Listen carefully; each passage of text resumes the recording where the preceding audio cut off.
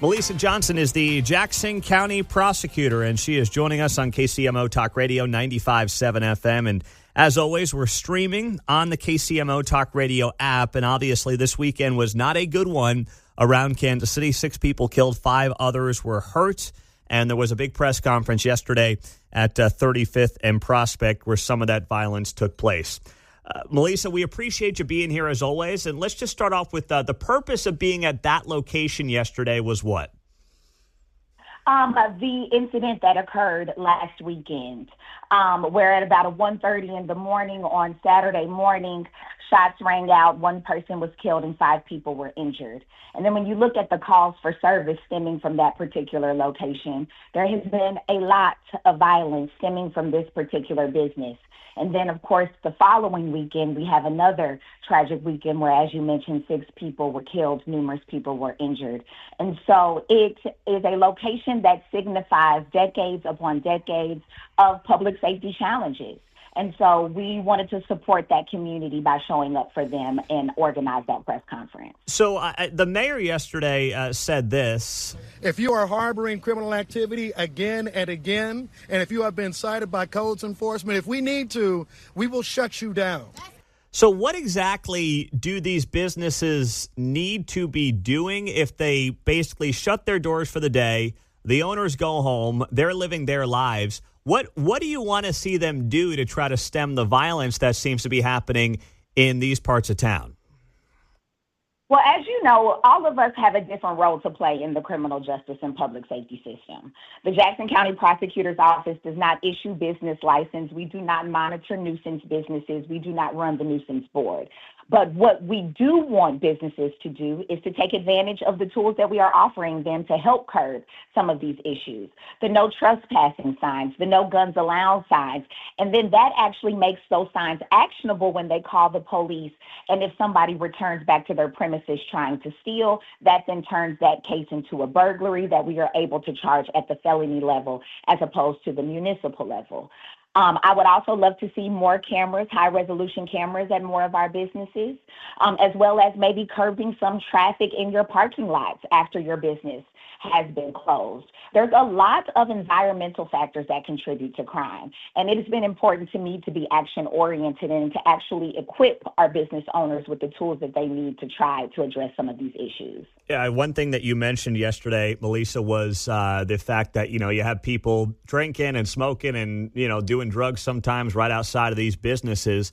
I mean, isn't that something right there where law enforcement can get involved? And, we're talking about arrests and municipal offenses easily, at the very least, that can help potentially stem some of the violent crime that ends up coming out of these places. Why is that not happening? Is that a law enforcement issue, or is there something else going on? Well, City Council did just pass a loitering ordinance that gives our police officers another tool to be able to intervene in that activity. I also want our community to know that customarily, in a broad fashion, my office is not charging drug possession level cases, nonviolent possession level cases, but we are in high crime areas and high crime corridors. So we are charging both drug distribution and drug possession cases in the Prospect corridor, which KCPD knows, and they are working diligently to bring us some more of those cases to charge. And so we are taking a coordinated effort, but we have to have the legal tools to be able to intervene. A lot of that conduct that I talked about yesterday, they are actually on a public sidewalk. It's a lot more difficult to remove and trespass people from a public sidewalk. That's why they stay on the side of the businesses, hence the need for the loitering ordinance that City Council passed. And so we are no longer working in silos. Between the police department, my office, all of our local governments all over Jackson County, we are in constant communication to make sure that we are reviving the tools that we need to crack down on this activity. So you do believe that cracking down on some of these, even if they're perceived to be non-violent drug offenses, can help clean up some of these issues in certain parts of town? Because and I know, as recently as a few years ago, that was a big no-no because it was perceived to be targeting certain people in certain communities. And now I'm hearing maybe a different approach here, which is this is what we need to do to help get this stuff cleaned up before it turns very violent. Is that a fair assessment? That is a beyond fair assessment. And that's been my opinion since I was campaigning and since the moment that I took office.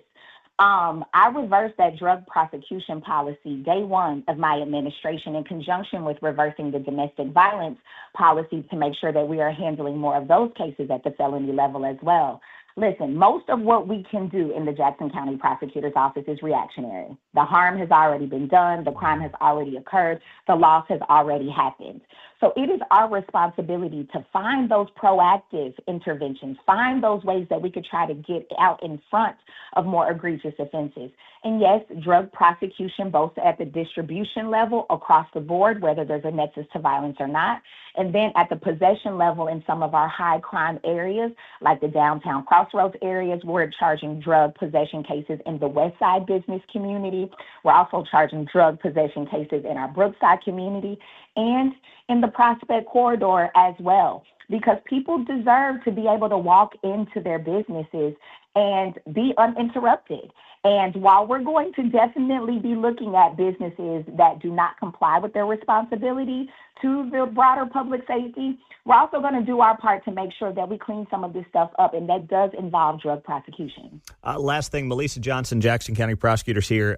The increase in violent crime is notable in the Northland. I know we're down a little bit in the Jackson County part. I realize that's not your district up there in Clay and Platte, but I got to imagine there's a working relationship between prosecutors in the region. So what is your assessment on why there is some of that increase right now in North and Shoal Creek patrols? And that increase has been quite dramatic over the last couple of years. Yes, it has. And thank you for noting that crime has slightly gone down, at least as it pertains to homicides in Jackson County. And we are down about 46% for non-fatal shootings in Jackson County as well. But, you know, I do have a great working relationship with my colleagues north of the river. We do speak on occasion. And honestly, what they are experiencing up there is really being hit hard by the domestic violence homicides. These things that occur in the home, that are amongst family, that typically don't have a lot of witnesses, are really, really driving the violent crime that we are seeing in our Northland. And frankly, domestic violence is one of the most difficult types of crimes to prevent because we can't be in everybody's household, right? We can't parent everybody's child. We can't counsel every couple in our community. And the recidivism rate for domestic violence is extremely high as well. So it's a very, very difficult category of crime to address. But I do know that the Kansas City Police Department is working on a Focus Deterrent initiative that is really tethered in domestic violence, similar to what we're doing for, group-oriented shootings with Save KC. They're replicating that strategy over to domestic violence, and my office is helping them build that, and I'm really, really excited about the progress that will produce. Well, Melesa, we appreciate your time on KCMO. Thanks so much, and we'll talk to you again soon. Always looking forward to it, Pete. Hopefully, next time we talk, it's a bit after a better weekend. I'm happy to do that. We appreciate it, Melesa. Thank you to the Jackson County Prosecutor.